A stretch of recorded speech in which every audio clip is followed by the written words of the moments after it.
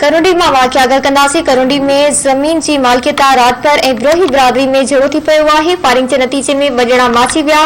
नाज़रीन अवांखे हिकु भेरो ॿीहर ॿुधाईंदा हलूं त करोंडी में रात पर ऐं विरोही बिरादरी में झगड़े के नतीजे में ॿ ॼणा माची विया आहिनि। ॿुधाए पियो वञे त ॿिन्ही धुरनि विच में ज़मीन जी मालिकियत छिकताड़ हलंदड़ हुई।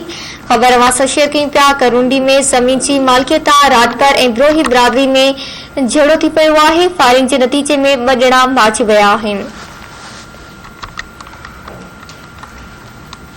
रात पर विरोही बिरादरी में झगड़े के नतीजे में ॿ ॼणा माची विया आहिनि।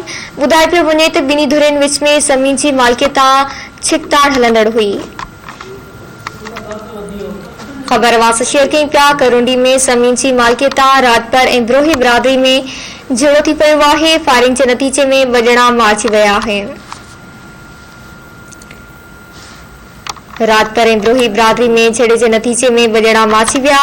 ॿुधाए पियो वञे त ॿिन्ही धुरनि विच में ज़मीन जी मालिकियत छिकताड़ हलंदड़ हुई। करोंडी मां ख़बर अवां सां शेयर कयूं पिया। करोंडी में ज़मीन जी मालिकियत रात पर ऐं विरोही बिरादरी में झगड़ो थी पियो आहे। फायरिंग के नतीजे में ॿ ॼणा माची विया आहिनि। आगाह कयूं पिया अवांखे। ॿुधाए पियो वञे त ॿिन्ही धुरनि विच में ज़मीन जी मालिकियत छिकताड़ हलंदड़ हुई।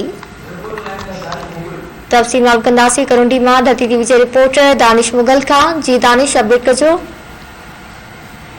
जी बिल्कुल तव्हांखे ॿुधाईंदा रहूं। करोंडी बरसातरी थाणे जी हद ते इंडियारी सांगर जो वेरो आहे जेको राजपर बिरादरी में झगड़ो थी पियो आहे। झगड़े के नतीजे में डंडा फुआरियूं फायरिंग के नतीजे में ॿ ॼणा जेके आहिनि में क़तल थी विया आहिनि ऐं 3 ॼणा जेके आहिनि 26 ज़ख़्मी थी पिया। ज़ख़्मी जेके आहिनि उहे रूरल जल्द लॻा विया आहिनि। जॾहिं त जेके पोस्ट लाश आहिनि उहे पुलिस तहवील में हींअर रूरल सेंटर में आंदा पिया वञनि। जी